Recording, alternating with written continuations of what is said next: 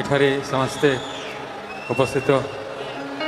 गुरुजन मानक माँ मौसी मानक मोर भूमिष्ठ प्रणाम भाई भौणी सांगसाथी मानकर नमस्कार हाय आओ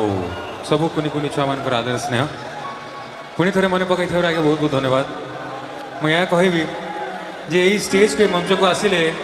मत लगे ना मु को प्रोग्राम जाऊँ बोली मत लगे कि मु घर को फेरी आपण समस्ते मो घर लोक आई सरेंडर योर टुनाइट मु आज आपण समस्त सुपरस्टार नुह